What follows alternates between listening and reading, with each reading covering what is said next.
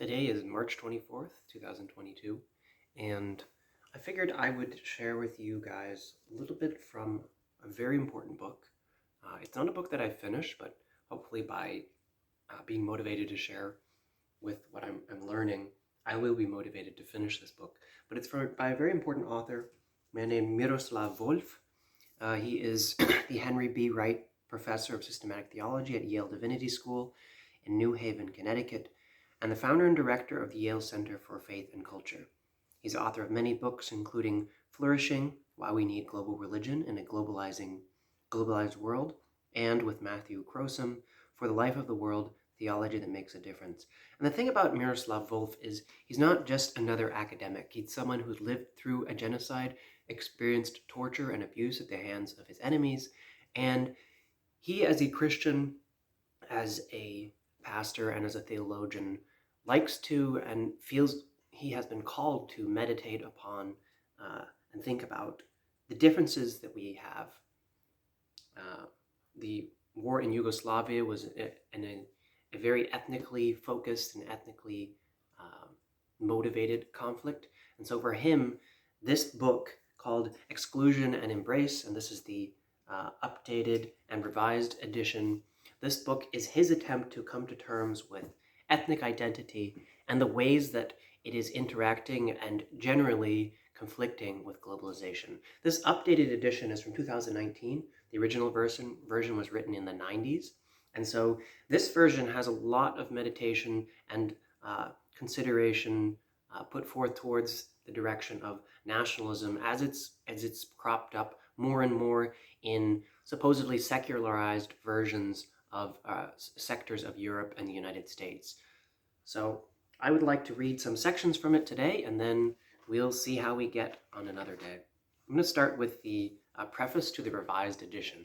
As I read, I'll maybe offer some of my thoughts, but for the most part, they might be explanatory. He uses very inaccessible language, I think, for a lot of people, and he has a lot of things that obviously I myself wouldn't have thought of. And so I just want to share with you what he's saying and try and help you to understand what he's saying. I think it has a lot of relevance for today, a world of tribalism and culture wars. And I think the war between Russia and Ukraine is actually quite relevant to this, as you will probably find out. But that might be in future videos. So for now, I'm going to read from the preface to the revised edition. An acquaintance recently told me, Exclusion and Embrace is more relevant today than it was 25 years ago when you first wrote it. He made the comment with an eye on Make America Great Again and Brexit, and he was right. As I was writing this book in the early 90s, the world was uniting and I was fighting dangerous rip currents of identity-centered politics, which were pulling nations and communities apart. Today, we are up against a powerful tide. The world is separating. Identity talk has exploded on university campuses, in electoral politics, and on the global stage. Francis Fukuyama, a thinker who celebrated the end of history in the triumph of the liberal state linked to the market economy, observed in his 2018 book Identity, demand for recognition of one's identity is a master concept that unifies much of what is going on in the world politics today. Authoritarianism and fascism, and the most worrying forms of assertion of identity are on the rise. In the new introduction, I sketch the resurgence of identity and explore its relation to the main argument of the book. When I set out to write Exclusion and Embrace, I had in mind a slim volume, an expansion of a lecture I gave in Berlin in early 1993, in which I first formulated the idea. The book ended up being 3 times as long as I originally thought it would be. While writing it, I had no audience in mind. I wrote it for myself to figure out how to manage the identity-centered conflict that was raging in my own soul, an internal echo of the war that was tearing apart the country in which I was born. But by writing to nobody, it turned out that I was writing for people in all the parts of the world. The book has been translated into 10 languages, and 2 more translations are planned. Academics have found it useful, not just constructive theologians, but also biblical scholars, ethicists, pastoral theologians, missiologists, and not just scholars working in theological disciplines, but also psychologists, sociologists, cultural anthropologists, and others. Some visual artists, too, have found inspiration in the book. Most gratifying, though, was its impact on ordinary people. Many have written or told me in person that the book changed their life. I resonated with their experiences with the book. It changed my life, too, and not just as I was writing it. Many times after I had decided on a course of action, I saw the book raise its eyebrow in disapproval. No other of my books has been as unsparing with me, and I love it for that. As I was considering the second edition, I decided to change almost nothing in the main body. As it is written, it bears the marks of intellectual and existential struggle, and I was afraid that in revising it extensively, I would edit out the intensity of search and the drama of discovery. Instead, in addition to writing a new introduction,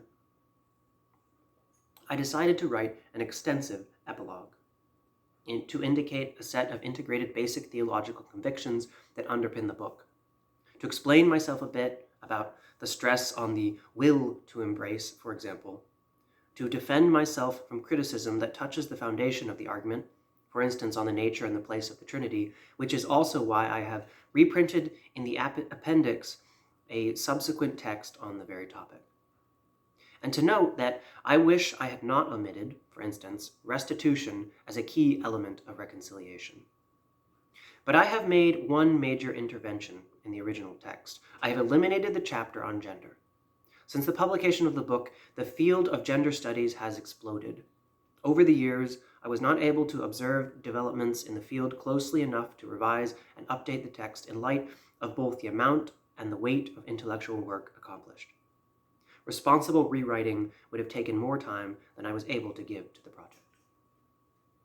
So that's the end of his preface to the revised edition, which is published in 2019. And you can see he's been rereading this book and been in dialogue with people about the themes within this book. And I think it will have a lot of relevance for our identity-based world today. He says something really important that inspired me to start doing these video diaries or video readings. And that is that the process of reading a book, for him, the process of writing a book, can change our perspective. And so for me, this is a bit of an experiment to see how my perspectives change through reading this book. I've read through about the first half before I read some of his other works, so I have some familiarity with Miroslav Volf as an author, but usually the second half of a well-thought-out book is the one that advances the most radical perspectives, because it is there that you can build on the foundation that the first half of the book establishes. So I'm hoping this will be a book that helps me to think as a Christian, as someone who believes that God is a triune God. I hope that this will help me to analyze how that applies to a lot of the conflicts that are going on in the world, religious, political, and otherwise. I would like to just spend a moment looking at the cover, and then we'll read the original preface. So on the cover, you can see there's two statues, two people in some form of embrace. And that's the theme of this book. What does it look like to embrace somebody else? To give somebody else a hug involves opening your arms and then eventually closing them. And that's where the exclusion and the embrace comes in. Because there is something exclusive about embrace, but there is also something vulnerable about embrace. And that's the metaphor and the primary motion that he wants to get across in this book, at least as far as I've discovered. So now we're going to read from the preface to the first edition, and so this will be a little bit more relevant to the text. We'll probably close this first video with that. If I have time later today, I might get to the introduction or some sections of the introduction, because that's where he brings a lot of the new thoughts that he's had in the last several decades to the fore. But just in a brief summary, this revised edition points out that he keeps most of the main body, that there's some appendix and epilogue that gives some theological and practical background to why he wrote this revised version and what went into that thought process.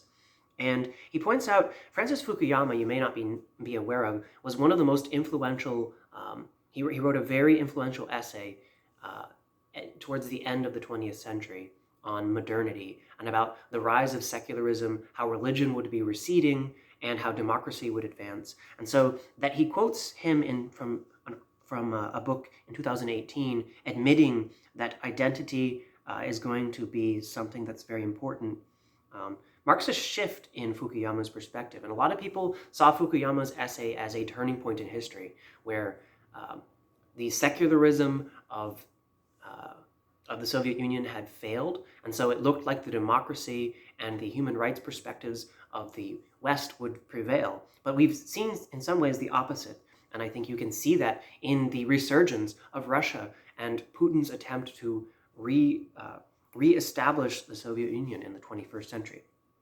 So this book is more relevant, I think, even than when it was written in 2019, following the election of Donald Trump in the United States and the rise of nationalistic movements in the Middle East and across Europe. But let's get to the preface to the first edition. After I finished my lecture, my professor Jürgen Moltmann, a very famous German theologian and social Trinitarian, which Miroslav Volf is also a social Trinitarian if you ever want to do some more research on the theological underpinnings to his perspective. Professor Jürgen Moltmann stood up and asked one of his typical questions, both concrete and penetrating. But can you embrace a chetnik? And I'm not sure I'm pronouncing that correctly, but my pronunciation you'll have to forgive me for. It was the winter of 1993. For months now, the notorious Serbian fighters called Chetnik had been sowing desolation in my native country, herding people into concentration camps, raping women, burning down churches, and destroying cities. I had just argued that we ought to embrace our enemies as God has embraced us in Christ. Can I embrace a Chetnik? For me, at the time, the ultimate other, so to speak, the evil other. What would justify the embrace? Where would I draw the strength for it? What would it do to my identity as a human being and as a Croat? It took me a while to answer, though I immediately knew what I wanted to say. No, I cannot. But as a follower of Christ, I think I should be able to. In a sense, this book is the product of the struggle between the truth of my argument and the force of Moltmann's objection.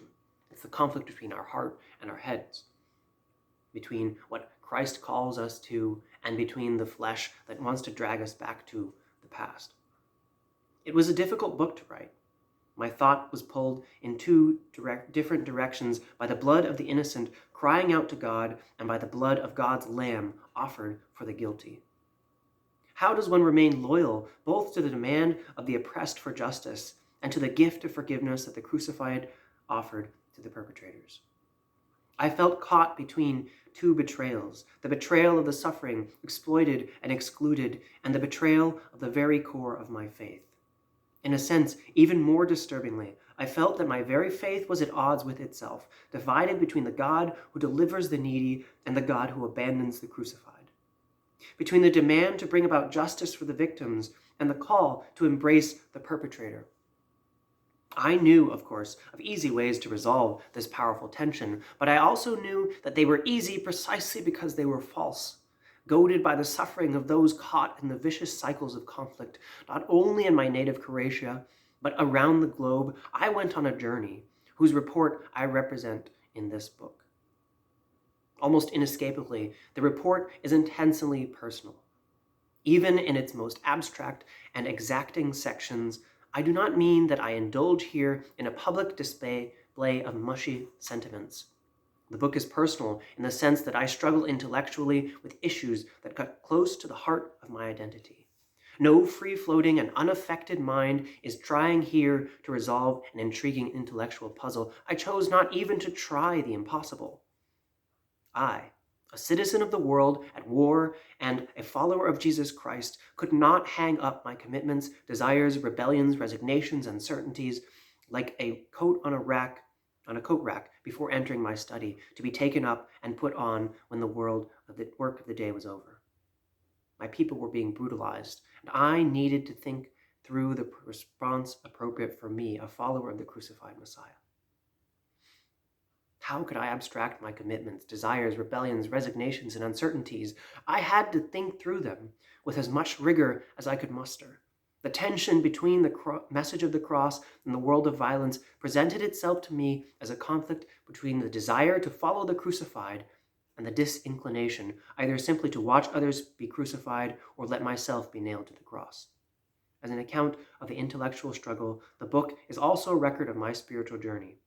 I wrote it for myself and for all those in the world of injustice, deception, and violence have made the gospel story their own, and therefore wish neither to assign the demands of the crucified to the murky regions of unreason, nor abandon the struggle for justice, truth, and peace. As we go through this book, I urge you to try and put aside any identity assumptions you may make about this author, because this author is someone who is very personally invested in this work, but he is also very theologically motivated and directed. As you can see, there's a conflict that he's expressing here, that he recognizes between the call of Christ, between the call of a God that he genuinely believes in, between a God that he genuinely has a relationship with, and between a God who has genuinely changed his life. Christianity is not for him an intellectual assent or a situation. It is a relationship that is formative to his identity and to his calling. And yet that is in conflict between his human identity, between the suffering of his people and his own personal suffering. And this book is an attempt to resolve those two. So as we move on to the introduction in the next video, I hope you'll keep that in mind and his heart, and we'll be able to listen with an open heart and an open